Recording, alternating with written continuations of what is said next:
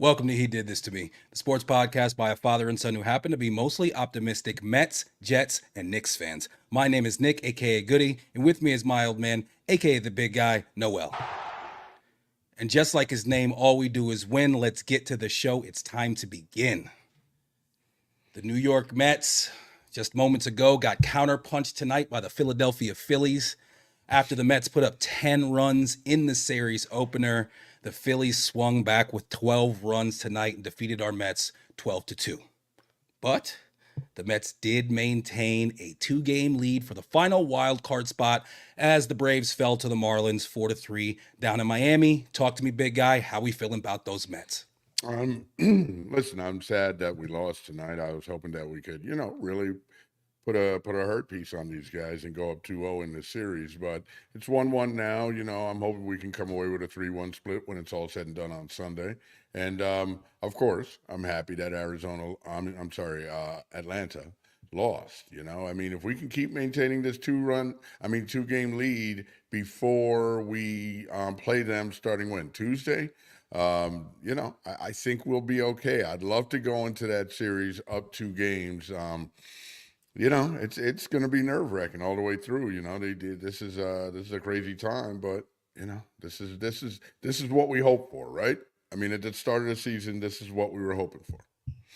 Absolutely. So, yeah, these last couple games, it's felt like we've been on such a hot streak, 16-4 in the last 20 before tonight. That did start back when, me, you, and the family all went to the game, that series closer against the Diamondbacks. That is when that 16-4 streak started, if anybody out there in Mets land is listening. But yeah, man, we felt like these last couple days, it's like, damn, could one of these other teams lose, and could we make up a little bit of ground on the Diamondbacks, or maybe even be able to pull away a little bit more from the Braves? Haven't been able to do that, but then the Braves go ahead and return us the favor tonight by going ahead and losing that game to the lowly Marlins. That's absolutely huge for us.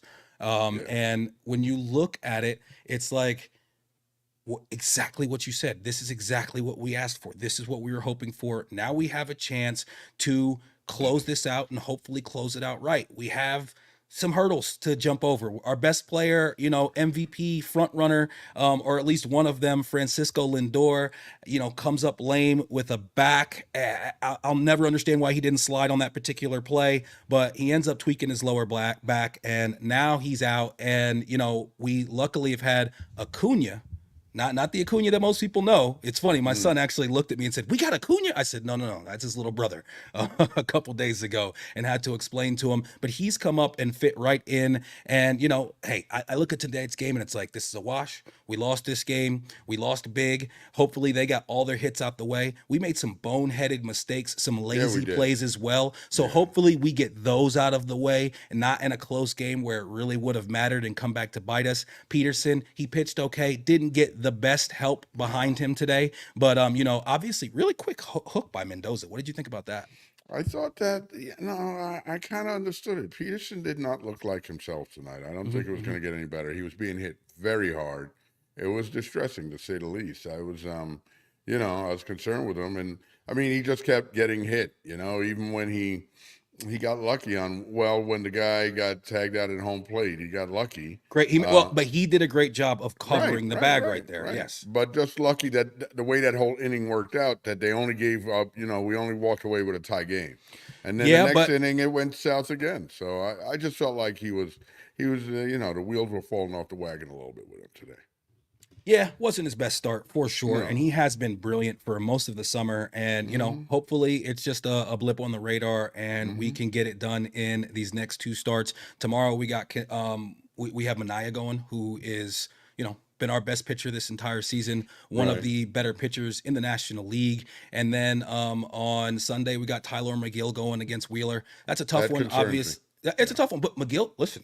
McGill lately, if he continues doing what he's been doing, then we'll be looking good. But at the end of the day, hey man, we need certain guys to step up right now, certain guys that we've talked about. Now, there was recently a players and management meeting that was actually Mm-hmm. called by management after Lindor was Strange. hurt before they got the results back. I think they did that thinking, hey, if this guy ends up being out for some, some real time, we got to really rally the troops here. But it does look like he could be back any day now. And supposedly he went through a full workout, that is, he being Mr. Francisco Lindor.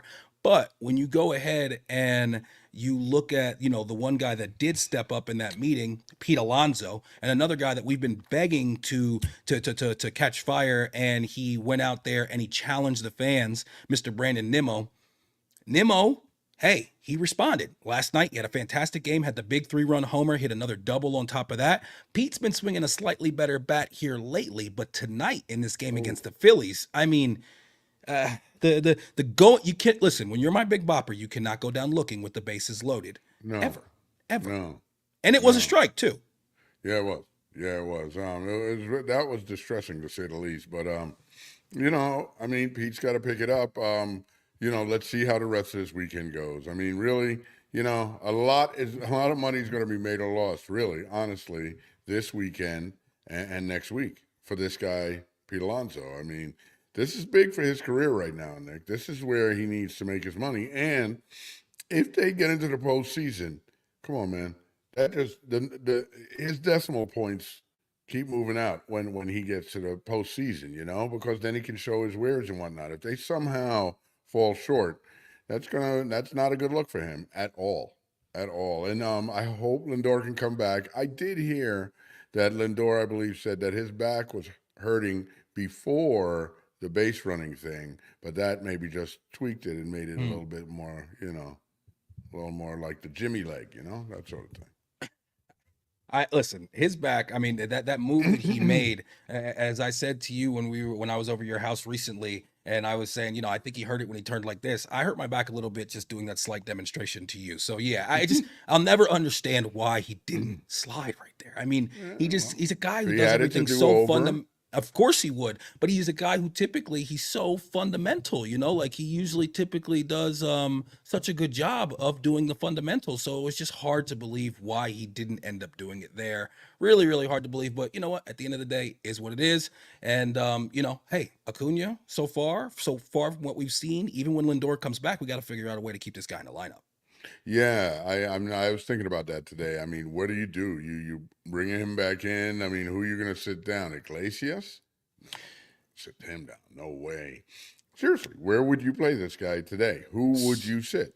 So right now, if I'm Or Mendoza, Iglesias goes to third base, Acuna goes to second base, and what's his name? Vientos becomes my DH, DH. Yeah, and yeah, I JD can see sits that. down because he's not I doing can see anything. that. But JD's the guy who has to sit. right Absolutely, now, he's got to be the guy. There's he's no that guy. time for like you're a veteran, any of that bullshit. And I'm sure No, JD would echo that too if you asked him. I think that at the end of the day, right now, if you're going to put out the best guys right now, the best 9 hitters. And, obviously when it comes to the DH, he's not giving you anything on the defensive side of the ball. JD Martinez is not one of the best 9 right now. He's just simply not. And, no, he's had really tough at bats for quite some time. It really feels really like he's tough. going to start to get out of it. But what you see with him is he is somewhat of a guess hitter. And when he guesses right, it's great. But then when he guesses wrong, he's taking fastball straight down the middle for strike 3 because Strike he's, three. sitting on a breaking ball, which drives Keith absolutely bananas about the Mets when they're sitting on a breaking ball. He's that's been bugging him all season. And it kind of bugs me too. Yeah, yeah. I mean, listen, if it bugs Keith, it bugs me. I mean, come on, he's Keith. But no, yeah, JD is very distressing. I just every time he comes up in a big spot right now, and it's so sad because early in the season, I mean, that he was the guy, man. He was the guy for a stretch there, for like 5 week stretch, Right. He had a you good know, stretch. He had a and good then stretch that and had a lot to then do with our turnaround for sure. absolutely. And then, I mean, it's just amazing how you can go from there to here in one season. We see it Um, with everybody, though. I I mean, look at know, I know. Nimmo. It's such Look a at streaky Alvarez, who did game. have a massive home run.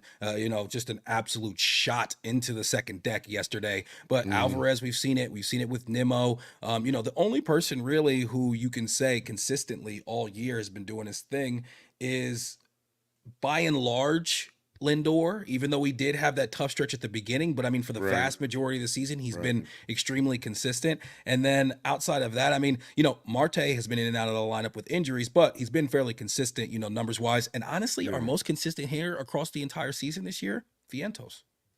No, Iglesias.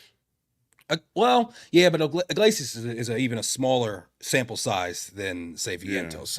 Iglesias, a lot of his numbers, he's not like he doesn't qualify for end of the year statistics due to a lot of his due to his overall games played and at bats. When did he come up?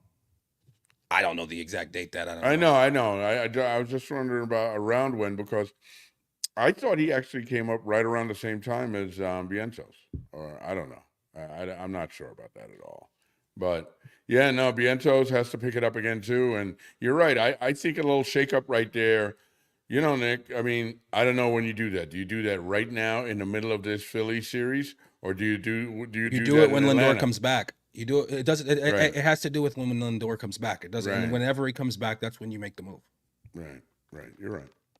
Yeah, I mean, at the end of the day, you gotta put the best guys out there. And so, Yeah, hey, we got very lucky. The Braves, they went ahead and they gave us a mulligan tonight. We weren't able to extend, but at the same time, we were able to hold that 2 game lead. We are currently tied with the D-backs, but the D-backs are up 7-4. So we're a half game behind them actually because we lost. They'll be a full game ahead of us if they do close it out and get the win. But we do have the season series with them. So therefore, if we do end up tying with them, we will yeah, end yeah. up We win the tiebreaker. getting that second, wild card spot. And it doesn't look now like anybody is going to catch San Diego. And hey, That's it'll fine. be an interesting couple days, man. The Phillies, you can't. They don't take no shorts. You know what I'm saying? No, You can't slip up on them for a second because if you nope. do, they're going to put up a big inning. Similar to what we've been doing recently, and we got to take care of business these next couple nights. Tonight, Dontrell Willis, he said at one point, he said, it feels like that leadoff home run by Iglesias was last week, and there was one point in the Right. game where it was a tough one. And, as you and I talked about, both of us. That's if there's ever a game you're going to turn away from, that would be a game. But because we were going live right after, we had to sit there and grin and bear it, just like the Mets did that down there in the dugout. And hey. Baseball, it's another game tomorrow. We're still in a very, very strong, good position. And hopefully, I really hope Pete, man, especially these next 2 days. These could possibly be your last 2 games in City Field. Yeah. Step the fuck up, Pete. All right, We need you, step up. Pete. Do We some need you. do some And, big time shit these next 2 days. You drop that right. ball. Stop with the shenanigans in the field. Okay, Which lately. listen, that was Come on, man. his first, not lately. No, not lately. That was his first error since July 30th. Okay, so he's Wait, actually wait, wait, wait, wait, wait, wait. Just the other day, he didn't throw the ball away when he was throwing it to second base or that something? was his first charged error since July 30th. That's a fact. They said it on the broadcast actually. And yeah, so Pete has actually been playing fairly solid in the field, but that play today, which led to a run scoring, and Mm-hmm. as you know in baseball, like we end up giving 12 runs, but like especially for a starter, one little thing like that can throw Yeah, well, that every was the fucking thing floodgates. off, That was man. the floodgates right there. It Yeah, went well, I south mean, after it that. was the one run that we gave. It was the first I one. I know, don't know but about the after floodgates, that, and you he could got go out of that south. inning with only giving up I one, and then know, so I I wouldn't know. know if But that we're after going to say that was that, the floodgates. yeah, after that, his mind was all messed up. You messed the guy up. You took him off kilter. I don't know about that. I think Oh, Peterson's sorry. got to pick him up right there. Hey, end of Sorry. the day though, we'll see how it goes tomorrow. And Mania.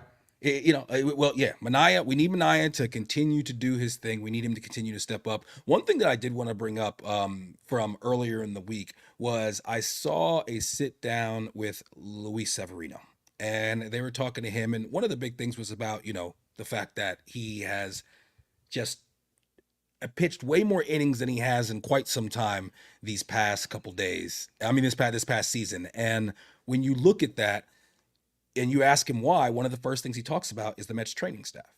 And he talks about how there's been a plan for him and how the training staff has done a good job of, making sure that he's ready and, trying some new things. I have to bring this up. Dad, when was the last time that you heard somebody talk about our training staff with praise and in a good light? It seems like for so long that's been something that has been knocked about this organization, and it just it almost like took me off guard to hear somebody give those guys some praise. Well, I mean, it appears, listen, I mean, at different levels of the organization, it looks like we're being well run right now. Yeah. So I have to attribute at least some of that to that, and that goes to Stearns, of course, and whoever he hired right under him. But they're doing a good job all the way around. I will say about this guy Severino, he's a very happy guy. He seems a lot happier He's a than when very he happy played. guy. He seems a lot happier than when he played for the Yankees. And as a matter of fact, like early on when the Mets started doing well and whatnot, one night, your mom said to me, "Who is this guy? Why is he so happy? He's always with the OMG sign. And what is that? His job?" I was like, "That's Luis Severino. He's a pitcher." And she was like, "Oh, okay." But she's like, "All I ever see is this guy celebrating after home runs with the sign." You notice he's always the first guy with the sign, Nick. Him, I know Manaya's big on holding the sign as well. It does Mm, seem like the starters that aren't, in that particular game are okay. typically the guys that are tasked with taking care of the sign. But I've seen Okay. I've seen that. I've seen what you're talking about, though. Yeah. He is a very Joyful. jovial Jovial. individual for Yes. sure, and Good for him. yeah, good for him. And he's a guy who he's been in New York his entire career, Mm. and he obviously wants to be in the city. He wants to take that on, and we figured out. It's just I feel like the Mets never get the guy who's oft injured, and all of a sudden he comes to the Mets and he doesn't get hurt. It's always the flip side for the Mets. Right, It's right, nice. right. It's nice once to see that we get that guy and we're able to have a medical staff that's able to keep him in one piece, at least throughout the vast majority of his season so far. We've actually done well with injuries this year. Not As a whole, horrible. the team, no. Not horrible. And Uh, I feel like, yeah, man. And not only do we have guys that are not coming in and getting injured, but we have guys that we've brought in. This is where I really give Stearns the credit, is guys that he's brought in like utility guys who come in and played the game properly. They're not kicking the ball all over the field, and they're getting timely hits. There's a big difference in this year versus like years before in that aspect. I noticed a difference. Absolutely. I mean, there's definitely more of a emphasis on the fundamentals, and it definitely seems like we are bringing in, baseball guys, not shiny objects. Like a guy like Stearns would never ever bring in that fat fuck that we had on the team who didn't even look like a baseball player the last couple years. Who come on, Volkswagen. There's no way that Stearns ever brings in a Vogelback type. He would just look at No, that and he would just no. like if somebody underneath him came to him and was like, "Hey, what about this guy Vogelback?" He would be like, "You're fired." Right, exactly, you exactly. know, That person will be out immediately, and he'd be like, immediately. "Yo," and you take Vogelback to the bus station while you're at it. Oh, Vogelback. Well, Vogelback would have never even got on the bus to City Field. He would. There's no way. Stearns ain't having that shit. Okay, and that's what I liked about him. He seems like a baseball guy. He's definitely when it comes to the analytics part of the game, when it comes to the different technology you can use to give yourself an advantage, when it comes to bringing in solid baseball people and building depth throughout an entire organization, when it comes to making sure that you have these guys in the best shape and the best ability to be able to succeed. And also, not just that, if you look at almost all of our pitchers, they've all made like huge adjustments in season that have them pitching now, right now, at the best that they have all season, especially They when you look at really our have. starters. So when you look at that, it's like, man, organizationally, are we doing something right? Is this just all luck this first year? I don't think No, so, man. It's this no. fucking guy Stearns. He knows what he's doing, man. He knows what he's doing. Absolutely. I see that in so many aspects that where we differ, and listen, like you said, the the real deal is how we hired this guy Mendoza. He was the guy to hire. Everybody's screaming Craig Counsell, Craig Counsell. This guy was clearly the right choice. It was a good call by him. And he's a young guy. He's a baseball nerd. And if I'm correct, he's a lifelong Mets fan, correct? And then Stearns? I thought he was a Mets fan. Didn't he grow up? Isn't he the young guy that grew up in the city? No, was he that guy? Or they interviewed Are you talking about somebody. David Cohen? David Cohen. Who's David Oh, Cohen? not David Cohen. I'm sorry. I'm sorry. Sandy Cohen. Sandy Cohen. You mean the owner of the team? I don't think he's Sandy Cohen. Sandy Aldous. Come on, man. Jeez, look at you now. Steve Cohen. Everything's falling apart.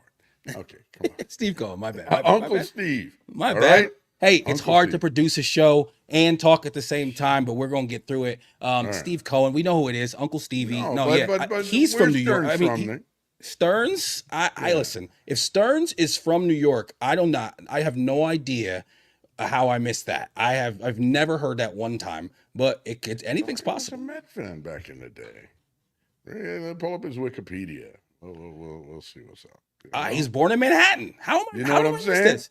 If Come he's on, born in man. Manhattan, I'm just gonna go ahead and Come say that on, he probably man. did grow up a Mets fan. Come Who on, knows? But man. that's very, very weird that I've never ever heard that before. No. What you need to understand is that you need to listen to me. Yeah, okay. You That kind of I've acted got like the you maybe knew knowledge. it. All right, like Well, and listen, clearly it's come across my plate and totally whizzed by you. I'm just saying. I'm to- not saying, I'm just saying. totally was by me. I don't know how I missed that. I don't know how I missed that. Yeah, he grew up in New York City. You know, he went to Columbia Grammar and Preparatory School, Harvard, political science. I knew he was a Harvard guy. I'd heard that before. There's nothing here saying that he did grow up a Mets fan, but you know, we do He know that he did, grew I'm up in New telling York you. City. He did. I heard that when he was, when he was hired. As you and I have said multiple times, the fact that we have an actual fan as an owner is just, I mean, it's Oh, such a it's everything. fantastic thing. I mean, it really does mean everything. I saw an aerial view of your boy Sugar when he gets introduced. Have you seen like what they do with the light show at night there? They've stepped it up even from when I saw it a couple seasons Oh, ago. okay. All the There's a lights and whole light. It's an aerial view, so above the stadium, and you see it's a whole lot. I mean, it's fantastic. It's like you're at a fucking club. The sound yeah. system at City Field is better than any sound system in any stadium I've ever been in. Well, yeah. Okay. All right. Sugar. Let's go. Come on. What's wrong with Sugar? I don't know. A couple days ago, he spit the bit, and Dude, pissed me off. you really have a thing with this guy. With this guy, I I mean, have a thing with relief Sugar. guys. First of all, any relief Closer. guy, if they have like one shaky outing, Oh, they you make me. lose all faith in them. And speaking of relief guys, I never want to see Adam Ottavino again. Oh my God! No Otto. No more Otto. I He's don't the ever. I've been worst. saying this all season, but now we're He's the really at a point worst. where okay, today I get it. You know, you're kind of bringing him in for some mop up work, though the game wasn't totally out of hand there. But as soon as he came in, I was like, the game's out of hand now because He's this guy, yeah. there's no way he's going to come in and just shut it down. He's going to walk a couple Him, people, and then the he's going to guy. give up a fucking rope or a Oh home yeah. run. Always with this guy. Him, Alex Young too. That guy, Alex Young. Come on, he's shaky. They get him out. What I about Brazaban? Is he worth the time? I No. don't know. See, but that's the thing. None of those. Okay, so let's say we make it to the postseason, or if we're in a close game in any of these games throughout the rest of the season. Hopefully, none of those guys pitch. Okay, I don't think that's what I want to any of those hear. guys pitch. And we talked about how we've been pretty lucky on the injury front this year. One injury that I think is really killing us is your boy Nunez, Dead Neil Oh yeah, Nunez. absolutely. Is he not coming back at all? No, he's done for the season. Yeah, he's got some That's very sort of disappointing. flexor issue. I He read was, the other day. yeah, he was good. Nobody had Yeah, nobody had a flexor 20 years ago. nobody had a flexor. It's a new body part. Nah, man. Listen, at the end of the day, hey, we're here. We got it. We got a chance. Mania, come on. We need you to come out. We need you to do your thing tomorrow. And Peace. what are we down to? 9 games left now? It's 9 games, or it's 8 games. Yes. Well, no, 8 games because we have 2 more against the Phillies, 3 against Atlanta, and 3 against the Brewers. Okay, So so we eight got eight games. games left. What do you think gets us in? I think 6-2 is obviously, Definitely. but if we go 4-4, do we get in? I mean, you know the deal. You know the answer to that. It depends on what Atlanta does before they play us And also specifically what we do in that 3 game set versus against them. Yeah, Atlanta. I mean, that's just going to be so huge. You want to talk Oh about a my team goodness. trying to, exercise some demons like the Jets did last night, which we'll I talk was about about to here in a say. little bit. It's very, very similar what we need to do against the Braves in this final series. We've seen this go bad so many times for us. This is our time. Let's go. Let's get it done. And man, if we could just go sweep the Braves and just go into and go in with like a 4 game lead in that last series and know that we're chilling. How Oh, dope would against the that be? Brewers, that'll be Yeah. awesome. Because they will have clinched too. So I don't know. There'll be nothing but JD Martinez and I don't know a bag of balls out there. If you're feeling the content or you think we are two loathsome, offensive brutes and yet you can't look away, give us a thumbs up or a 5-star rating. Make sure you subscribe and or hit that notification button on YouTube or wherever you're listening. Hit that subscribe. It's right below us right there. Let's talk about the New York Jets. The Jets, they beat the New England Patriots on Thursday Night Football, 24-3. Jets dominate in all facets. Just absolutely, I mean, one of the more enjoyable and fulfilling games that I've seen personally as a Jets fan. I know many Jets fans were saying things like it doesn't feel real, that, it almost was like, you were just like, you're almost like waiting for something. Was there's going to be a sinkhole in the middle of is this going to be like that Batman movie where some guy comes in, like something has to go wrong. This Right, can't continue to right. feel this way. But like Aaron Rodgers said in the post game, we're trying to change the attitude around here. Love it. Let's go Jets. Let's What a go. win. We beat the hated Patriots Let's and we go. moved to 2-1 after playing 3 games in 11 days. Listen, you can't be anything but ecstatic as a Jet fan right now. It's a good, very good start for us with 2-1. No one coming in this season with a rough gauntlet in the first 3 games. But and listen, I will tell you too, that Tennessee team, I don't think is as bad as a lot of people thought they were going to be coming in. Right? They're decent. They have a decent Their defensive defense team. is definitely solid for sure. Right? They have a decent defensive team. Now the game against the Patriots was just fantastic. Of course, right? I just love we love beating the Patriots. We need to give that to them about 20 more times if we want to even things up, frankly. But I just think that we played such a strong game. There's quite a few points from last night's game. I'll start out with Rodgers. Rodgers was amazing. I mean, Nick, some of those plays saw this guy Acho posted something, and he posted the pass that Rodgers made to Garrett Wilson for the touchdown. He said 95% of quarterbacks who've ever played in the NFL, that's a 97-yard pick return. But for Aaron Rodgers, it's just a simple touchdown. He was just like, this dude is otherworldly, man. And he really is. That was just an amazing throw. If you throw that 5 inches behind, that guy's picking it and he's gone. So, I mean, just things like that, I thought. And his cool under pressure, his movement, his activity. I mean, there was nothing.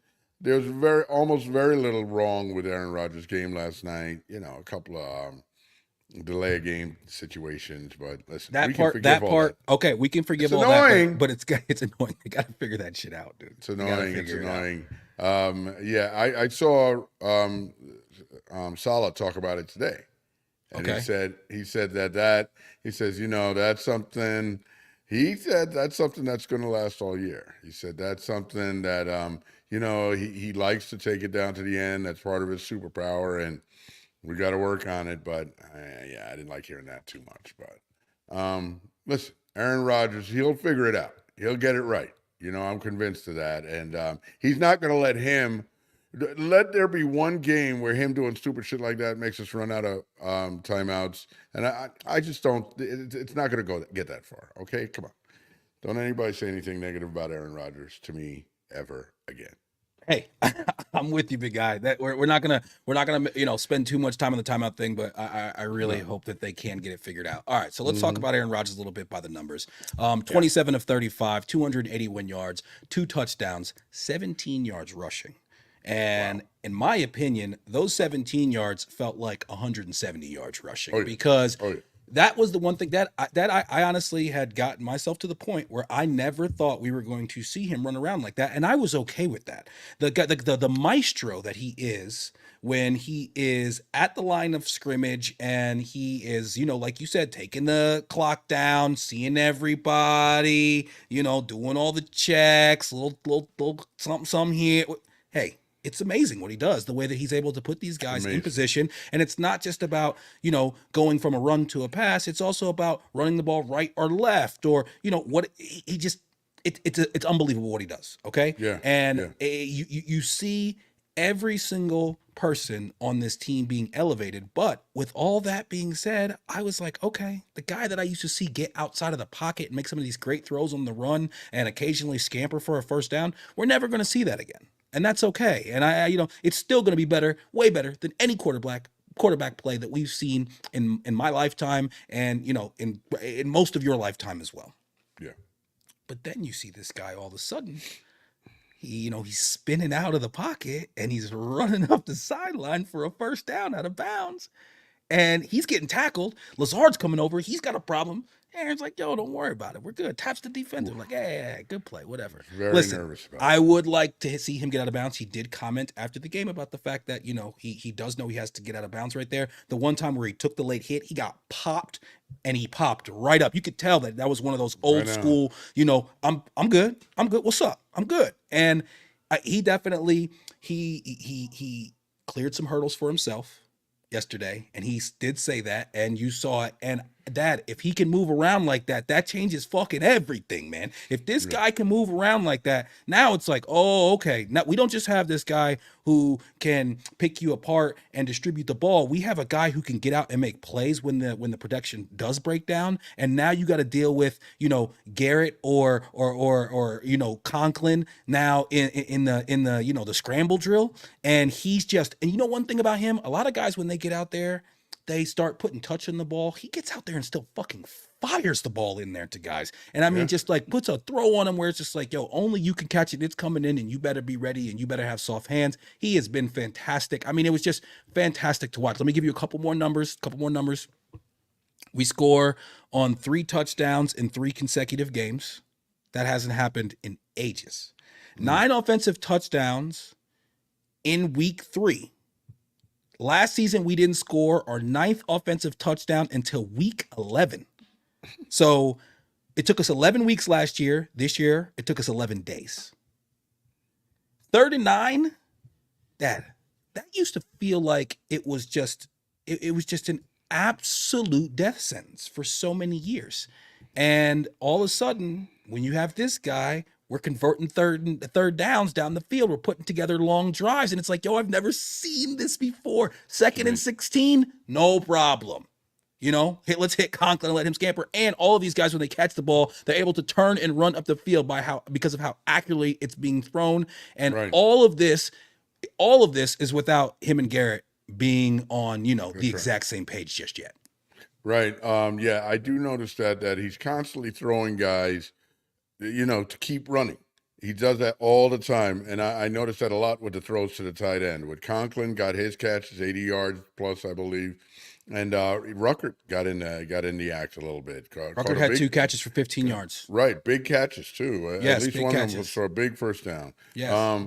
Yeah, no, listen. I mean, the guy's like you say, he's a maestro. I mean, the guy, the things he does with the ball are just amazing, And I heard somebody, okay, so on Barton Hunt today, I heard somebody calling up and trying to tell Bart to chill out and whatnot because he was a Buffalo Bills fan, and they were going back and forth, and he was like, okay, let's take it easy with the Aaron Rodgers stuff, but if you had one game to win after watching that game last night, if you had one game to win, who would you prefer, Aaron Rodgers or Josh Allen?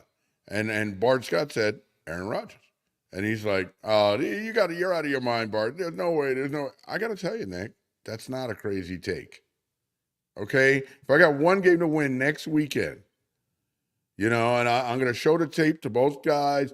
They're going to play with the same line, and if I believe that line can protect, and my guy might have to roll a little bit, but not run, not be a runner like Josh Allen chooses to be. What are you going to tell me that Josh Allen throws better than Aaron Rodgers? He's got a maybe stronger arm, but he's He not can more throw it accurate. deeper. And He it's might not, throw it deeper, but listen, but it's not Aaron just Rodgers, about strength though. He That's could right. throw the ball. I think because like he might have a like I said, he could throw it like if he could throw it 70 yards, maybe Aaron could only throw it 65. But Right. I think when it comes to just like zipping a ball, with Aaron Rodgers, it's not just the strength of it; it's the angles. If you remember Mm-hmm. back in that year right. that they made it to the Super Bowl against the Falcons, he has a throw where he's coming across his body and zips it between like 2 different defenders. It's the angles and the trajectory and the way that he's able to fit it into tight windows, and the ball's just got a thing off his head. My wife last night said to me during the game, she said, I don't know anything, but you can just tell that this guy can really throw the ball. You can just see it, even from a layman or a laywoman, watching the game, she can see that this guy has something about him when he lets that ball go. And this is not. I know you love to tout guys like Zach Wilson and their arm talent. This is a whole nother fucking Oh level. no, Aaron Rodgers is maybe the Listen, most talented quarterback I've ever seen. there was a time where you said that Zach Wilson's arm talent was Mahomes-esque. Oh yeah, well, I mean, he's got a hell of an arm, Nick, but he's not Aaron Rodgers. Listen to me, Aaron Rodgers has better arm talent. The Mahomes, easy. Listen, it's 1A and 1B. I don't know. It's 1A and 1B. It's honestly 1A and 1B. And long let before me see Aaron this Rodgers. guy do it for 20 years, and then we put him on Aaron Rodgers' level. If Aaron Rodgers plays a good year like this, by the way, 77% completion percentage right now. Yes, 77% completion percentage. Come on.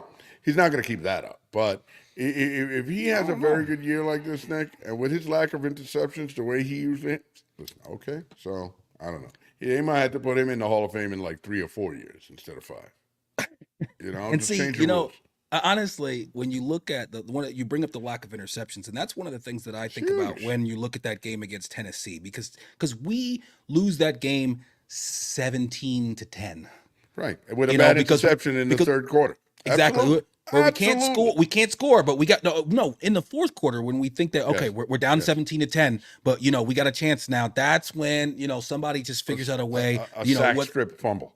Right, to just fumble or throw the ball away and just give it up in the worst way possible. That's the quarterback play that we've had recently and that we're used to. And finally, we have a guy who not only takes care of the ball, but also can just distribute it to whoever is open and totally see what the defense is doing. They've been, doubling with high safety on Garrett quite a bit, but you see those two, they're very, very close. Couple more numbers from Aaron Rodgers I want to throw out there. This one has been all over every news outlet. Everybody's talking about this, but it's so amazing that it warrants being mentioned again.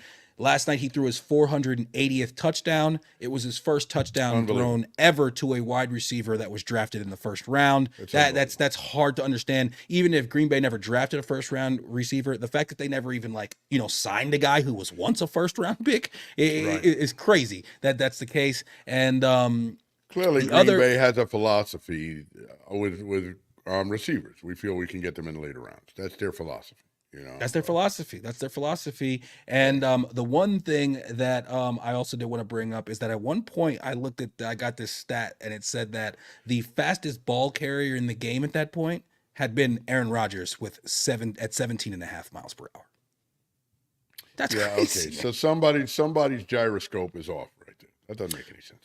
No, that's 100%. That's 100% true. It was because he had time to pick up speed. I mean, so what? He's faster than Braylon Allen was. No. At one point in the game, it was early on in the game, and when he did that scramble, and at that point, nobody had run faster than that. I do not think he ended the game with being the fastest guy. Come on, Xavier Gibson was faster than him. Yeah, but I don't know if they do it with people that are on. I don't know. Listen. At one point, stop digging too much into the stat, man. He was the fastest guy on the field at one point. That's like get the old man his props. All right. Well, speaking of having a philosophy about drafting receivers late, the Jets have a philosophy when it comes to drafting running backs, and they have Mr. Braylon Allen, who. His quote about the draft process: everyone wanted to see me running up my underwear to decide if I was going to be a good football player or not. What a quote. Love that quote. And this guy is an absolute battering ram. He's currently PFF's #1 graded running back in the entire NFL. And you know what? Not only is he looking like a guy who could definitely be a RB1 on many teams, and the Jets are looking like they might have the best running back tandem in the entire NFL. That's right. But another thing about him, man, when it gets cold, when it gets cold, nobody gonna want to tackle these D-backs. I heard somebody say today, they were like, so all of a sudden D-backs start taking a very interesting angles. Yeah.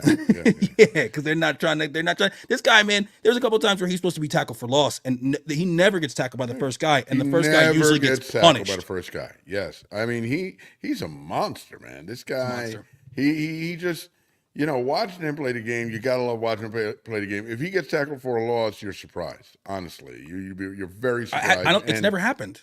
Yeah, I don't think it ever will happen. He's the #1 graded running back in the entire NFL, according to PFF. It's insane. They the interview I saw with Saleh today, they said to him, "Hey, when did you when did you notice that this guy had something, and he said, well, honestly, it was when they put the pads on. He said before they put the pads on, you saw the smooth running style that he could catch the ball and look good. But he said once you put the pads on, you notice something different. You could just feel something different, the way this guy and how strong and how hard he runs. And Nick, he's so impressive, and I like his cool demeanor and all that, but he's so impressive with the way he runs. And what's his name? Bart even said today that this guy hadn't even learned how to get low yet, as low as he could. He can get lower, and he's going to hurt people even more once he does. He's a fantastic young player, man. And listen, we got to give credit where credit's due. Look at Joe Douglas. Okay, come on now. You had two rookies come in that game last night that I can remember that played very, very well, and Braylon Allen and Fashanu. That's two rookies that played in marquee positions and played very well. The pickup of Mike Williams, all this, that, and the other thing. That's all good stuff, man. I think personally, and this is for further review down the line, I think that what we're going to see, a lot of people have doubted Salah, man, have had a lot of doubt about him. And I think what I can say is that with a season like last year, as bad as things went, the team didn't just fall apart. You didn't have guys didn't, like it didn't end up with guys just totally sniping at one another. And I think you're seeing a continuation of that whole culture type thing. I love this kid, Jamian Sherwood, Nick. I mean, come on, man. This guy, Sherwood dude, played a fantastic game. Him and Quincy are just all over the field. They're all both over the field. so So fast. fast. Their closing speed is fantastic, and he's another guy who you draft him and you convert him from safety. He's Mm-hmm. sitting there, and then Mosley, who's supposed to be the leader of the defense, he goes out, and then this guy Sherwood comes in, and not only does it feel like we didn't lose a beat, in fact, it feels like the defense maybe even got a little bit better.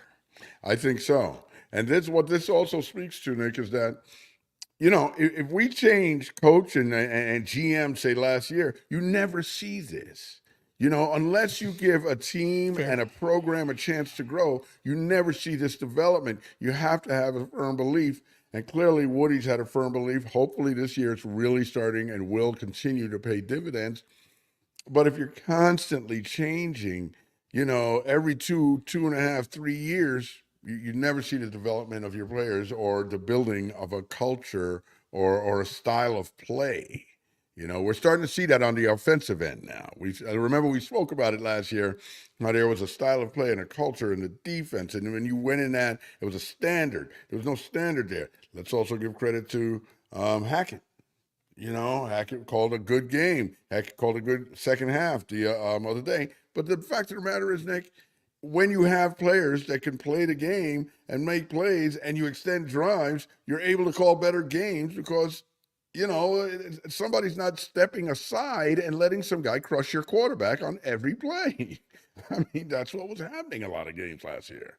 So Listen, nothing I could do. happen. I do think some of it is players executing. I do think that Hackett. It's not just that guys have executed better. I think that both he and Ulbrich definitely deserves some credit for making some adjustments and looking a little bit more creative. Okay, so if you look at Hackett, and I only give him so much credit, honestly, just because I think that a lot of it is, as my man, Ray Sean in the comments is saying, he looks good when number 8 is, under center, Right. and Everybody does. I everybody, mean, yeah, I think most people look good with that when he's under center. And Hackett, when he hasn't had 8 under center, has not looked so great. But I will give him credit where it's due. We have looked a little bit more reactionary. We have looked a little bit more creative. It's funny that Rogers said this after the Tennessee game, that the pony package, which is something I screamed for last year all the time, and now we're finally seeing it with Braylon and with Brees, with those two on the field. It's so much to pay attention to, and we've been running the pony package a little bit more. And it was actually Rogers who suggested that to him during the week, and now it seems like that's continued to expand. So good on him in listening, and hopefully we continue to get better when it comes to just our offensive scheme overall, because as we are starting to put on film, good offensive showings, teams are going to make adjustments and we're going to have to be able to adjust back. That's what this league is all about, is the adjustments. And when we look on the defensive side, when it comes to building a culture, listen, man, the Jets develop defensive linemen like the Knicks develop centers. Okay. Hmm. So shout out to Ulbrich, shout out to Salah, because he's the chief, and shout out to Aaron Whitecoat, our defensive line coach, because the way that we're able to develop these guys, and the latest guy to look like he is level jumping is Will McDonald. I've heard 5 sacks today. I've heard 5.5 sacks. I'm not exactly sure what the number is, but the boy has been balling these last 2 games. He, had 3 big sacks, including the closeout sack against the Titans, comes up with 2 more sacks last night, and he looks like he's setting the edge better when it comes to the running game, and overall starting to look like, a top 20 pick and a guy that can really make a huge impact on the edge. No doubt, no doubt. And listen, you're starting to see a difference with him because yesterday was a perfect example of it. When you're playing most of the game in a better situation where you're ahead and not behind, and First time in Salah's career that he's been able to play with a 14-point lead in the first half.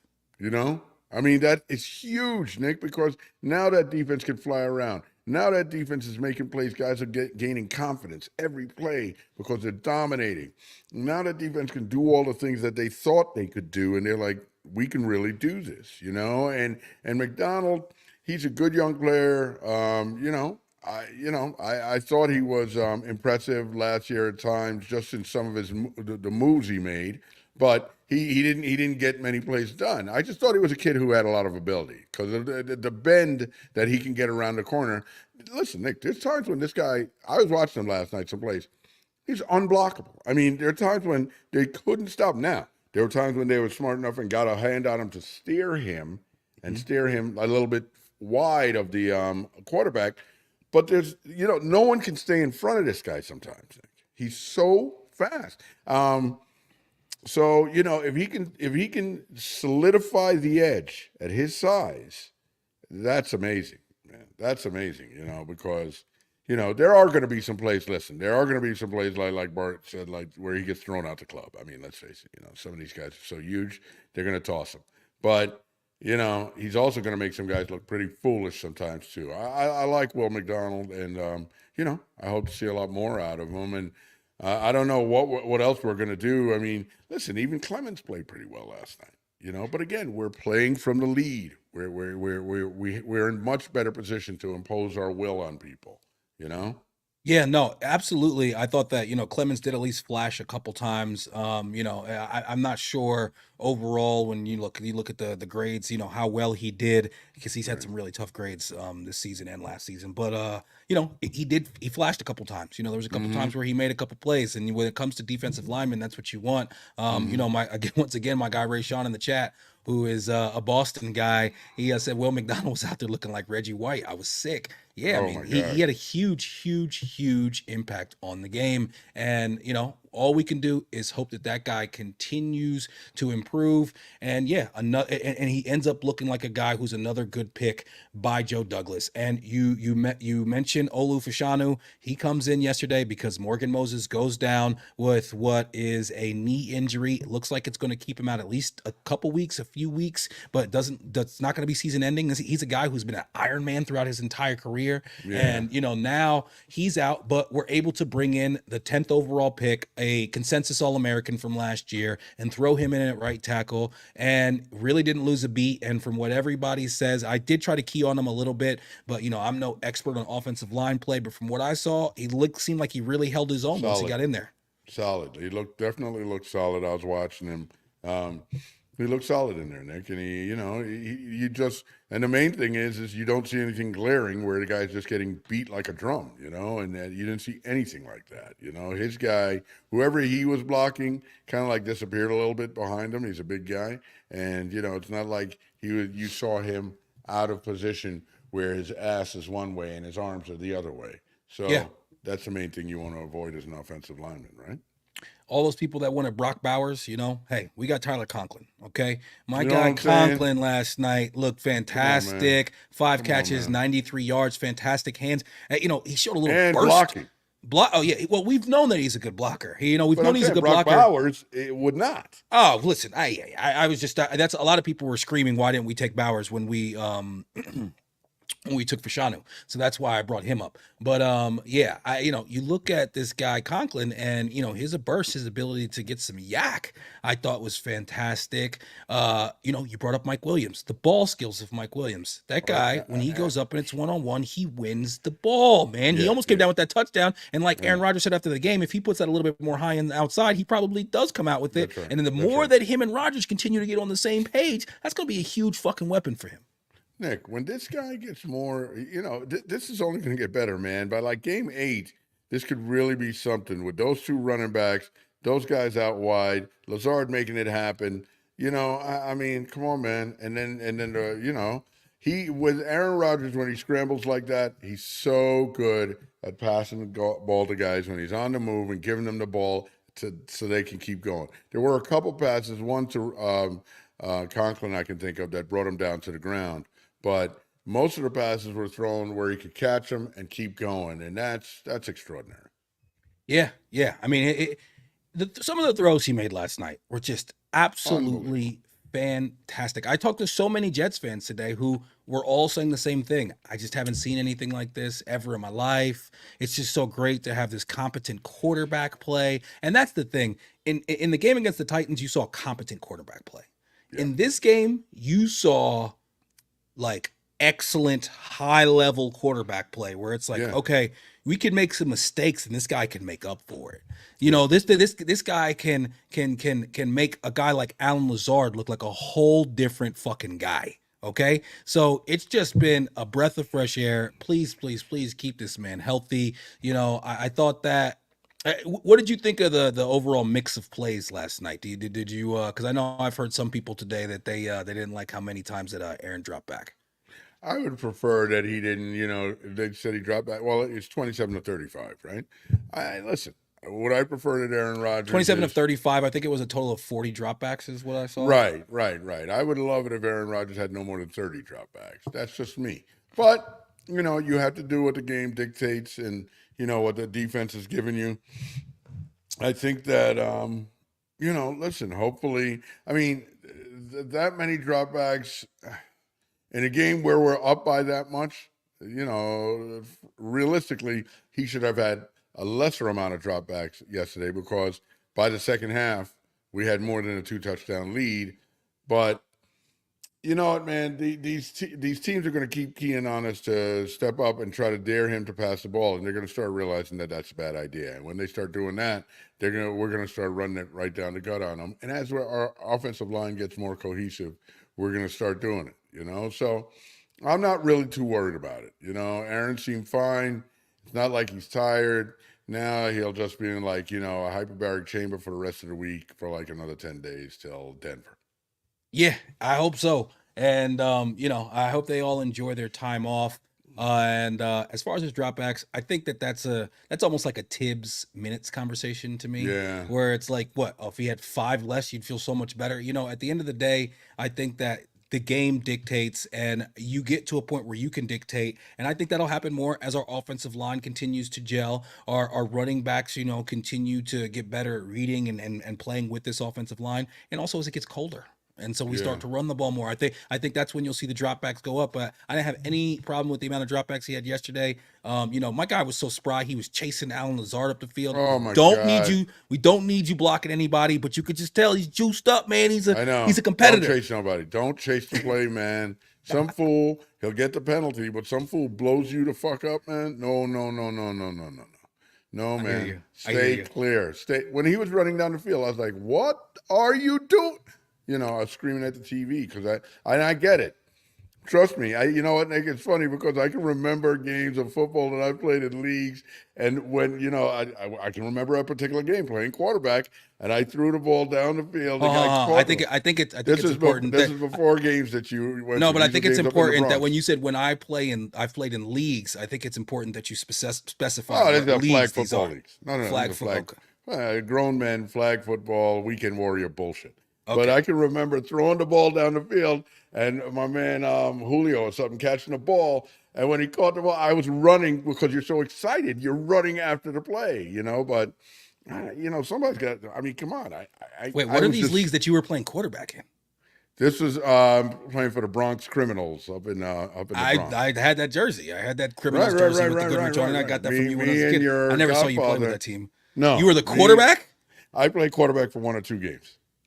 Okay, you got so wait, 1 or 2 games. Does that mean you got benched? No. I had to come in because our actual quarterback Lucio was out for a couple weeks or something. But he came back and he was the guy, man. He was the guy. Listen, Was Lucio hurt, or was he just like back in Puerto Rico or some shit? yeah, he might have been deported for a couple weeks or something. I don't know. Lucio. Yeah, I never Lucio heard was about. good. I've always known you as a receiver. I've never heard of you I don't being know, a. but I did You were a catch. wide receiver who then got a little bit older and became a tight end. Right, And right, right. I was still a wide receiver back then, and I did make the game-winning catch in the championship game that year in the mud. In the mud. yes, that's that story I have heard before. Quinnen was solid yesterday. I thought Quinnen did a great job with, Yes. he's a guy that he plays a position where he's not always going to put up statistics, but he played very well. There was one sack where he doesn't actually end up getting credit for the sack, but it was him who made the play. Yeah. Yeah. That one I don't really understand exactly how that works when it comes to the scoring, but yeah, Quinnen I thought played very well yesterday. His brother Quincy is showing once again that he's one of the best linebackers in the entire NFL. I mean, what a find this guy is. We get this guy. We basically pick him Baltimore up. cut him. We pick him up basically because his brother plays for the team, and we're at That's that right. time, That's right. like I mean It was that it was a Theonis type thing. right, exactly. It was the Greek meek type situation. Right. But then Theonis becomes like a starter and becomes like your big time small forward. He's arguably our best defensive player. Dad. I mean, That's what I'm saying. Sauce had a better game too. Sauce had a better game. Sauce played better. Sauce played much better. Sauce had a tough game against the Titans, man. Yeah. Sauce arguably had his worst game as a pro against the Titans. Yeah, definitely. I would agree. But he turned it around. He played well. One other thing I want to point out before we move on from the Jets: the uniforms last night. They looked awesome. Yeah, they did. They looked good. We've done some Little tinkering here throwback. recently, and I feel like this is the one. All right, let's stop tinkering so much because I want to be one of those teams that we just like fucking have the same uniform for that long. You know All what I the mean? All the Like, yeah. We've done some tinkering. We got this one. You get this one. You get the white one. You get the black alternates that you wear like once a year. Don't do that all green shit. I'm okay. Listen, every team's gonna have an alternate. We know that just because Right. that's just the way that the world works now, and they need to sell jerseys. But I like the alternate if it's gonna be. I'd rather it be the black one than the all green. When they do the all green with the green pants, that shit's stupid. No, but I like this Jets logo better than the current Jets logo with the JETS and the jet on top. Yeah, I I know you're prefer not a fan this of one that. more, but I like the other one too. I got shirts with the other one, so I'm good with both. Yeah, logos they're okay. I just I just thought they looked clean last night. I thought it was a great great night at Jet Life Stadium. Ooh, I heard so many people calling into the fan because I immediately went to the fan last night after the post game and okay. wanted to just hear what the people were saying. And so many people were just talking about how it was just such a joyous occasion. People were like just looking around each other like, is this a fucking dream? Pinch me because, we can't believe that we actually have a competent quarterback and, a guy who really can take it to the next level. And yes, man, if he's going to be spry and run around like that, shit, this motherfucker might win an MVP or some shit. That would be Nick. I mean, come on, man. If this guy can have a great season, that would just be so much fun, man. I just come on, everything. Knock on wood, like I said, pinch me. If the Mets can make it into the postseason, the Jets can keep playing well, and then next season rolling around. Let's go. Let's fucking go. Last thing on the Jets, Garrett Wilson still not totally in sync with Rodgers. He does end up making that, that one touchdown catch. He only had 33 yards. That catch, Rodgers admitted himself that he committed the mortal sin of a quarterback, which is, predetermining what he wanted to do because he really wanted to get Garrett a touchdown. Garrett had the screenplay just before, wasn't able to quite get in. And then he makes that throw. And like you said, that is a perfect throw, perfect catch. And anything but that ends up in a 97-yard pick six. But, he is able to put it in that spot. And Garrett, when the ball hits his hands, it's like it doesn't even move around. No. It's like, and that's it. That's it. That's it. Yeah, fantastic play by both of them. Let's go Jets. Next game is against Denver. We get the little mini bye. The guys get the weekend off. We get a lot of time to rest up and prepare. Mosley could be back by that game. They say he's most likely to be back. The jury's out, and we'll see if the team regresses a little bit with him on the field, other than Sherwood. And if they do, they need to be able to make that change really quickly, but that's really tough to do with the guy who carries a type of cachet as the leader of the defense like he does. Yeah, that's a tough call. I was feeling kind of like, Mosley's like a first or second down guy, and this guy, but still though, he might be better than Mosley on first or second down. It depends, man. If they're loading it up, and we got to load up the box, and they're trying to go up the middle, trying to run in between the tackles, all that, then you might need Mosley in the game. But if they're trying to open it up and move people around, throw the running backs out of the backfield, use some tight end play game and all that. Sherwood's clearly the superior player right now. Yeah. Listen, we know what the deal is next year. That's been made plain to us in just this game and a half. Yeah. Yeah. Seriously. Yeah. Yeah. And I like Mosley. But you got to allot that money somewhere else. Yeah. Mosley might have to go play for somebody else and come back as an assistant coach, something like that.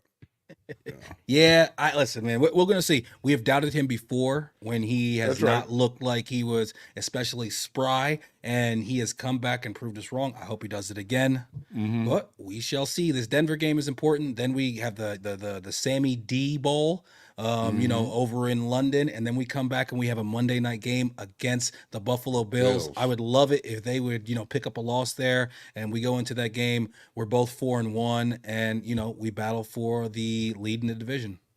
That is altogether possible, Nick. I think that's a realistic goal, and I think that's for real, man. We can make that happen.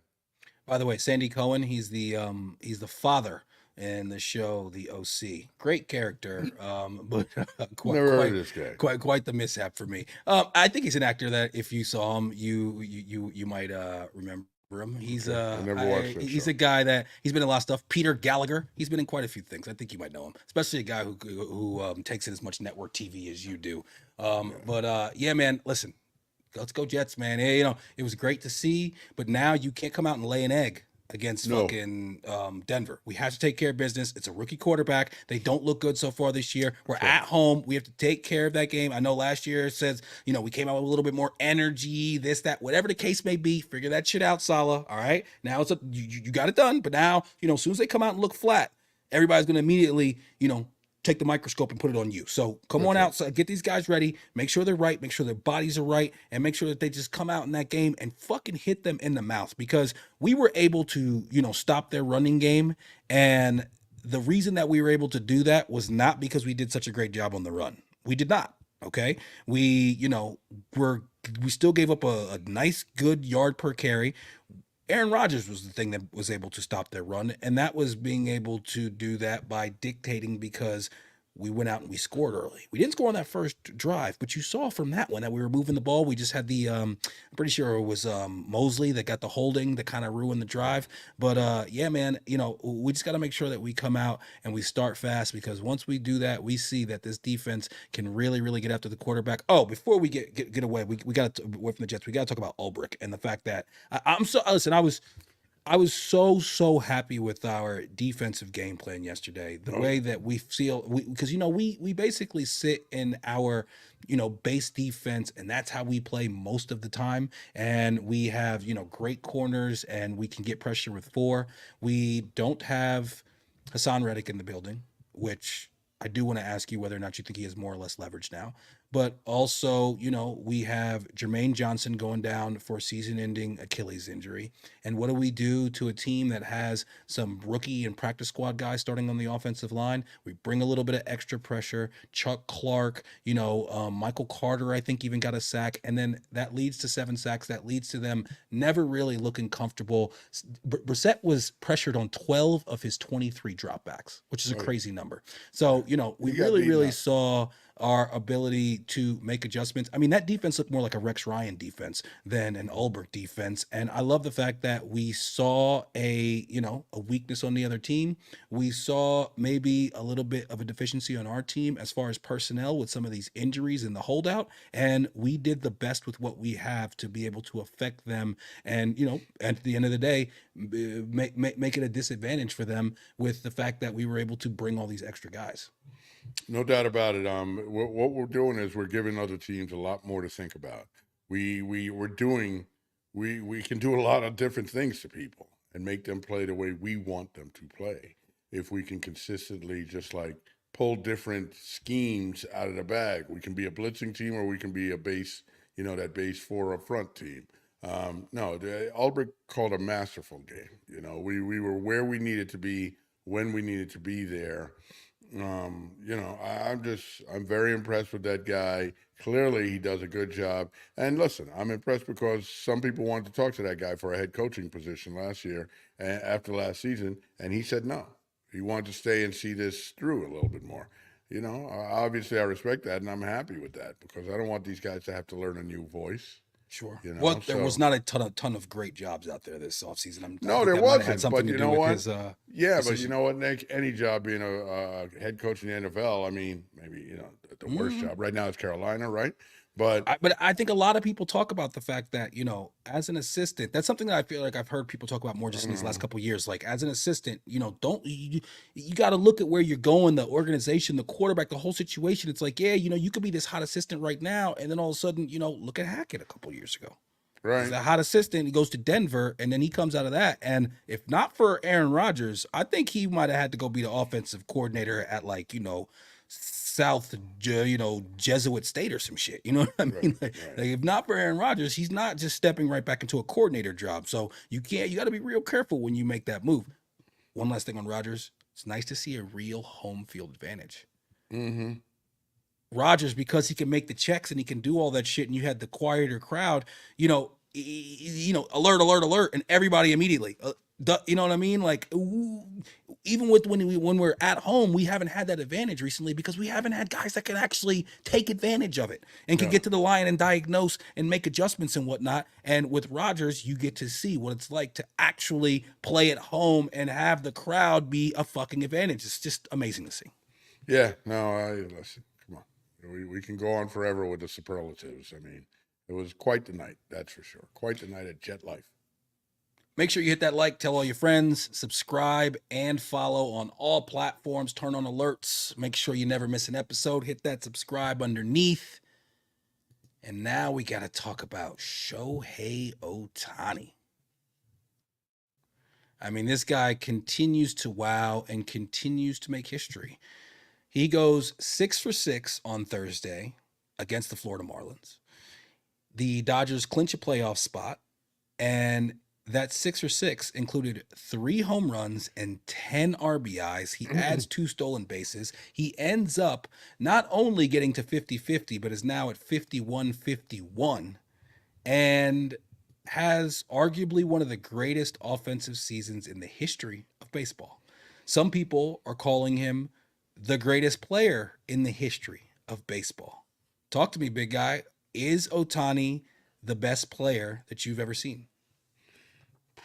I mean, this season, season's got to rank right up there. It's got to rank right up there with, obviously just being at the plate with Barry Bonds, all that, those kinds of seasons. But this guy with the steals, he's just, wow, he's really good. And I have to say, as much as I love our boy Lindor, um, there's just zero chance anyone's winning the MVP except this guy. Even especially because Lindor got hurt here in the With the last 2 weeks. injury, But I even still without think. the injury, Nick, this guy's what he's doing is too historic. Whether he plays the field or not, he would win MVP. Oh, And you I've never can't. thought that he wouldn't win. It's just I Well, and don't I think that think he he should. deserves it. Because Nah, well, I hear you, and I felt the we same way always knew he about was playing going to the get to field and all 50-50. that. What's changed for you now? You always knew he was No, going to we get to didn't 50-50. always know he was going to hit 50 Dad, I mean, 50. for the last month, everyone in the world has known he's going to get 50-50. I mean, Oh, for the last month, yes, plus, but I yes, mean but I mean a he's couple. finally achieved it, and he's doing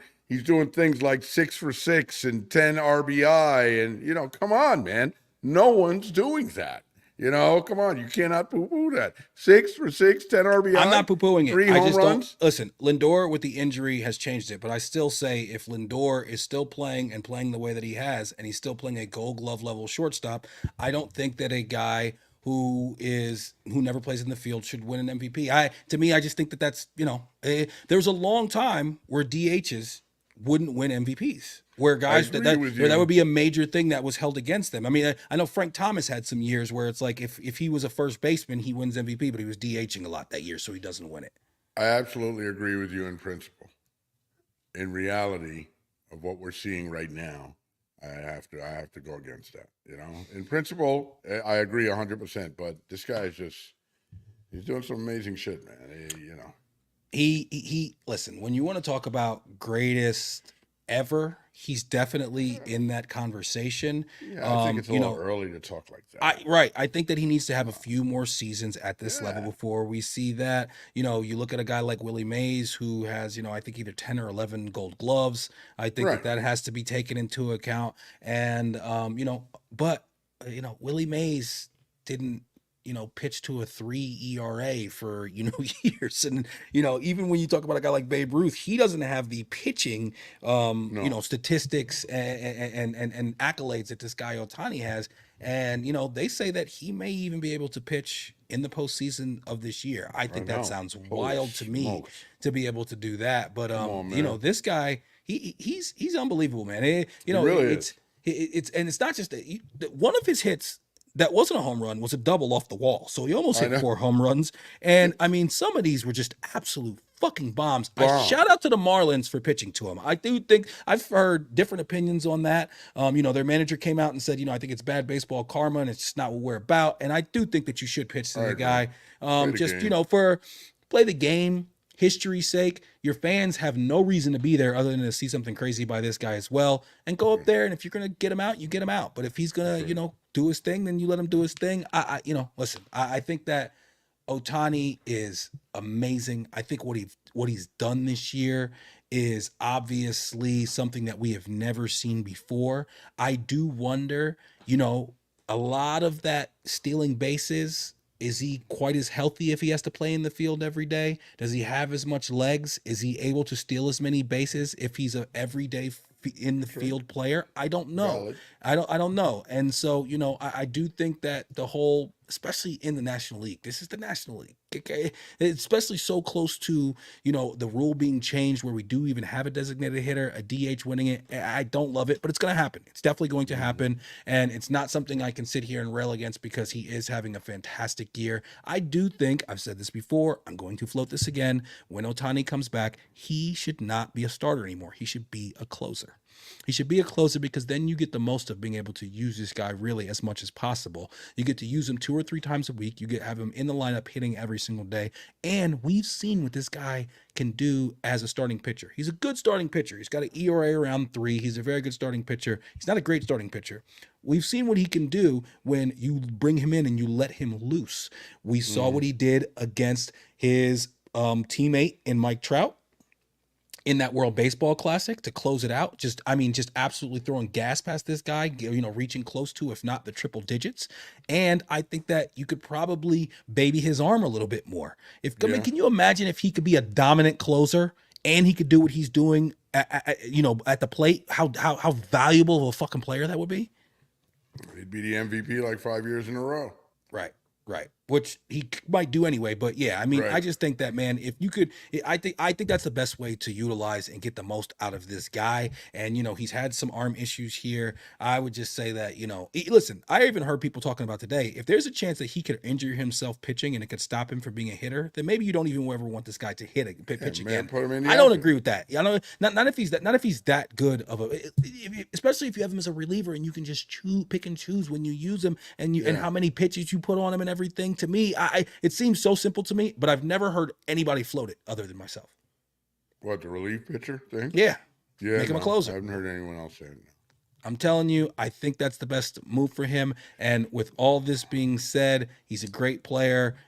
Love, what he's done this year. It's historic. It's one of those things that we'll be able to tell people forever. We'll tell, something I'll be telling my grandkids someday about this guy Ohtani and how he, hit 50-50. Who else when he knows what he's going to do? With all that being said, he definitely gambled and he definitely should have got suspended by baseball. Yeah, well, I don't disagree with you there, but hey, what are you gonna do? So, well, last week we talked about Bryce Young and we talked about how, he was having a tough time of it. I said, I really just don't think that kid has it. I didn't love the fact I never really like when a guy is short at the quarterback position. We got one short quarterback who's having success in the league right now, and that's Kyler Murray. And that guy's a freaking athletic marvel with a freaking cannon for an arm, and he can scoot. But Mm-hmm. this guy Bryce Young, he's now going to be watching from the sidelines with a clipboard. He got benched for the Red Rocket, Andy Dalton. Red A Rocket, couple the numbers. Red Rifle. Red Rocket, Red Rifle. I'm sure he's been called a rocket before too. Quarterback, come on, somebody's got to call him that. I don't know who the fuck knows with Andy Dalton. I just know that he's not that good, and the Carolina Panthers clearly don't know how to develop a quarterback. With Bryce Young so far, they are Bryce Young is 2-18 as a starting quarterback. Yeah, Okay, it's bad. Carolina. Bad. This stat I thought was amazing. Carolina has led for only 10 seconds in the last 10 games. But then when you look at them overall as an organization, hey, Baker Mayfield, he's a franchise quarterback for Tampa Bay. They're 2-0. He's looking good. Darnold, he's out in Minnesota. They're 2-0. They just beat the, defending NFC championship. The NFC champions, the 49ers. And it just seems like, as we've said before, it's all about situation when it comes to quarterback. And now this guy, Bryce Young, is out. And to add a little bit of insult to injury and some of the dark corners of the internet that, I sometimes peek around in, I was able to see that on the big screen, they showed Tyrese Maxey at the Eagles versus Falcons game on Monday night. And they Mm-hmm. showed him sitting next to a young lady. That young lady used to be Bryce Young's girl. She's now Tyrese Maxey's girl. And she supposedly also dated Shador Sanders at one time. But some people are saying that not only did this cat lose his job, but he also lost his girl to another pro athlete. Come on, who knows? That's salacious. Yeah, they could have broken up a year ago. Who the hell knows? I mean, that's the man's private life. Come on, stop it. Yeah, poor Bryce. I mean, Well, listen, we it's can't not talk working out. private life now. We, I don't want to talk about that man's girl. I don't care about his girl or whether or I'm not just saying, man, it's a tough week. yeah. Bryce, yeah, it's tough times for Bryce. These are not the best times in his life. He will You think he not starts for remember these Carolina days ever fondly. again? Does he ever start for Carolina again? I do, because I think something will happen this year, and this guy, Red Rifle, will get injured, and they're gonna have to put him back out there. I think so. Get injured and then they're gonna have to put him back out there. I mean, Jesus, that's quite the ominous prediction for them. Well, I just think that listen, a lot of quarterbacks get injured. I think Dalton's had some injury history somewhat, Sure. and I can just see them trotting him out there. He's not going to be do so great, That's the thing. not At with the end of that the day, team it's not like he's going to do especially. so great now and they're going to all of a sudden look Right, like a team with a chance. right, Unfortunately, sorry, James. I know you're a Carolina fan. Hey, you're probably watching right now. It's a dumpster fire of an organization. Hey, he sent right. me a picture earlier It's this not week good. of It's not good. some I don't know, some church or somebody with like their sign out in front of their place. Just everybody's fed up with Carolina. Everybody's Yeah. just like, yo, what is going on here? And they're an organization right now that feels like the Jets were under like that, like those like Idzik years, those years where, those Idzik Gase years where it just seems like everything that they touch just goes to shit. And I feel bad for this guy, Bryce Young, because it doesn't seem like they've put a lot around him. But again, he's short. He doesn't make great decisions. It doesn't seem like he processes really quickly. And he's a guy, I hope he doesn't play for Carolina again for his sake. I hope that he, sits and then he figures out a way to go somewhere else and he can go to a team in an organization that can get the best out of him. I mean, you look at a guy like Justin Fields, and Right. we mentioned Sam Darnold, we mentioned we mentioned Baker Mayfield before. These are all people that have been discarded by one organization, sometimes more than one organization, and then they go to a place, they find a home, they find a system, they find some weapons to throw to, and they look like totally different guys. You don't get to this level without having some talent, unless you're just an asshole and you refuse to, put in the work. You're not Jamarcus Russell going home with a blank CD, a blank DVD, and coming in the next day and talking about how, yeah, there was good stuff on there. So And the scissor. I don't think Bryce is sipping scissor, and I don't think that he's acting like he watched some shit when he didn't. I think that he seems like the type of young man who's putting in the work. I don't think he gets through that time with Saban without being that guy. But at the end of the day, the results are not good. I hope for his sake he gets a chance to move on to a different organization and gets a chance to hopefully, you know, not be able to at least salvage a career and be able to be a backup in this league. Former number one overall pick. You'd hope Yeah. even better than that. And I think that he will get a chance to start somewhere else at some point. Nah, yeah, I do. I do. I think somebody will bring him in as a project and try to, coach him up. Take a couple years and coach him up because of his pedigree, right? But, I think that's what he's got to look for right now. I think that's his best plan going forward. I mean, that's just where it is right now. So hopefully he gets that opportunity someday with some team, and can do like an apprenticeship under somebody or something. Maybe we'll see. Hope the best for him. Like I said, if I were him, I wouldn't even want to get any more Carolina tape out there. Right. I just give Right. me a clean slate. But I do think he'll end up being back in there at some point, just because when you look at that team, they're not going to play that well. At some point, Dalton's going to suck, and they're going to say, "All right, well, let's run the kid back out there." And now you got him running out there, and he's got a team that didn't believe in him, a coach didn't believe in him, nobody believes in him, and maybe he gets a chance to prove everybody wrong. Yeah, let's hope so, man. I'll be pulling for the kid. You and I caught the end of that Monday Night Football matchup between the Philadelphia Eagles and the Falcons that the Falcons pulled out 22-21. Last second drive by Kirk Cousins, who looked much better in week 2 than he looked in week 1. We know a little bit about that when it comes to these guys coming off an Achilles. And yeah, man, my question for you is, what did you think about that call by Sirianni at the end of the game? He makes the call to, on third down, go with a passing play. If everybody executed, they get the first down, the game's over. But Saquon has the ball hit him right in the hands. He had played a very good game up to that point, but then he gets the ball, the ball hits him in the hands. He drops it. They kick the field goal. They're only up by 6. Cousins marches right down the field immediately, scores a touchdown, kicks the extra point, and then they're able to pick off Jalen Hurts and get away with that win 22-21. What did you think of the call by Sirianni?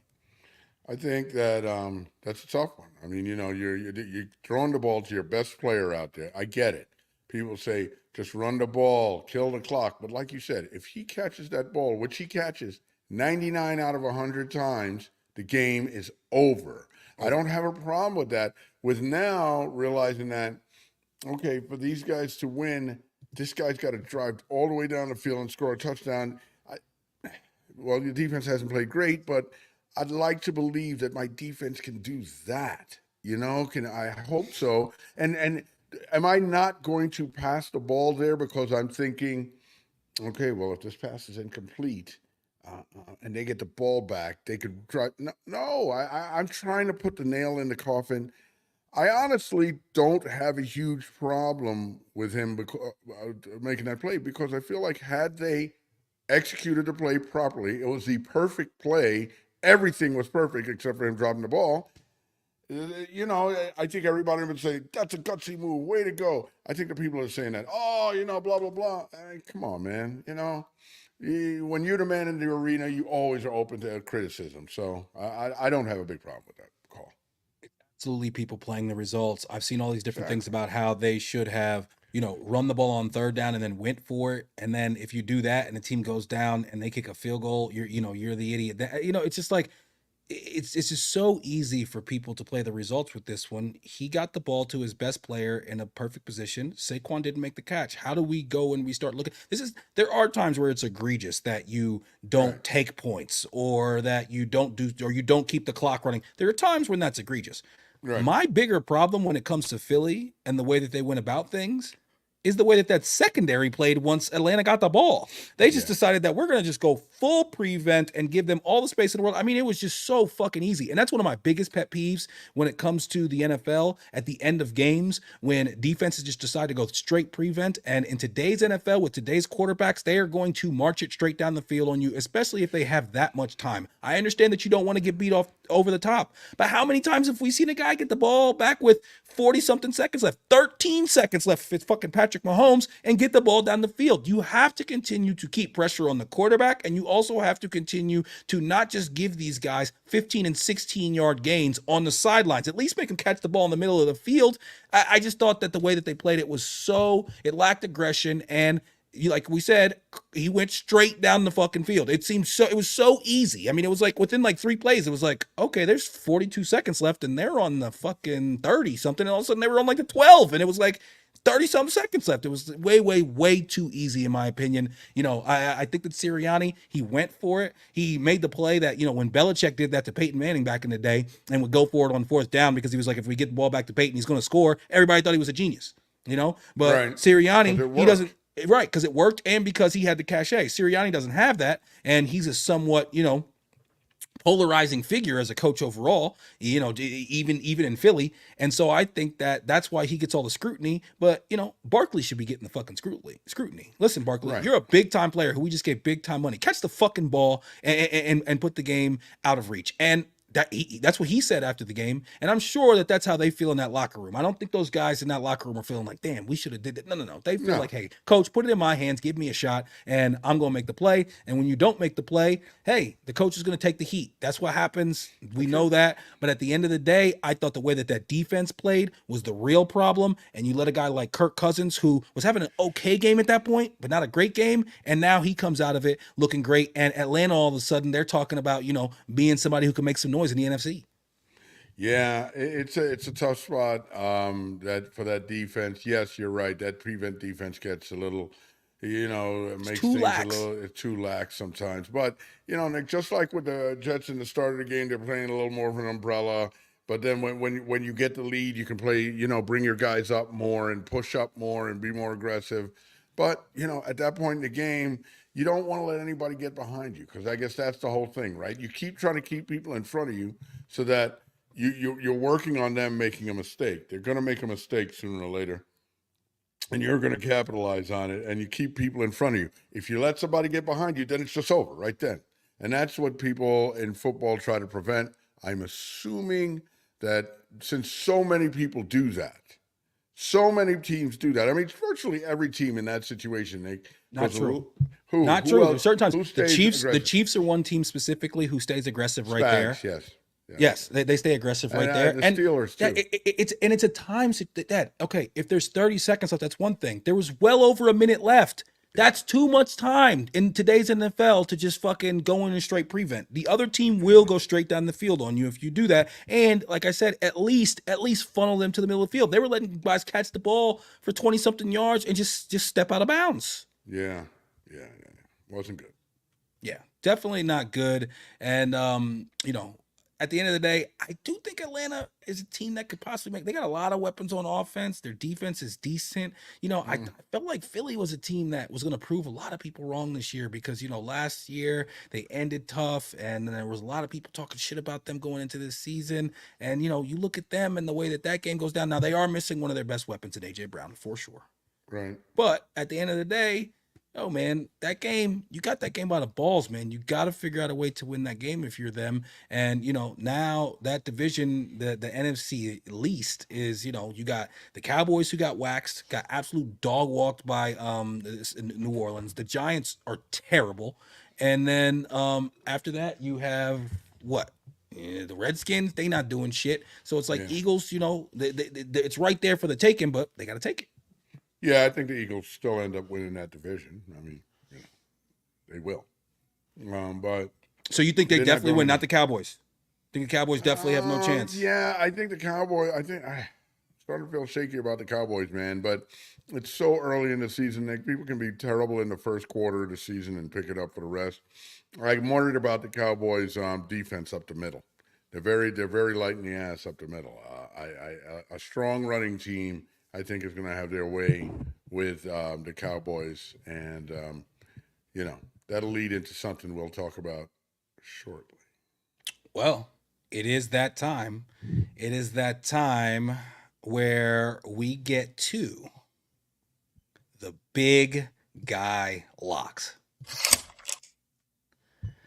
All right, big guy. I'm looking through my notes here. You're the so far this year. You're I don't know. I can't find the notes. So we'll forget what your record is so far this year. We don't have Talk to to me, rub that in big. people's faces. We need to just be future looking. We want to take interest in what's going to happen. Let's stop worrying about the past. Let's look to the future. Okay, We're on to week 3. we're on to week 3. Okay, one game I like. I see the Jags versus the Bills in Buffalo, and I like the Bills -5. The Bills laying 5. I think they cover with the Jags in Buffalo. Come on, they're going to be going wild up there in Orchard Park. You know the deal. It's not cold yet, but who cares? The Jags suck. Okay, then I like the Ravens. The Ravens are at the Cowboys. Ravens are 1-point favorites at the Cowboys. Ravens win at the Cowboys. Okay? Ravens win at the Cowboys. Your man Derrick Henry has a big game scampering through that Cowboy middle. And Micah Parsons goes wild, and him and his brother get into a fight in the locker room. Okay. Eric So then, Parsons. I mean, Derrick Henry has a big game.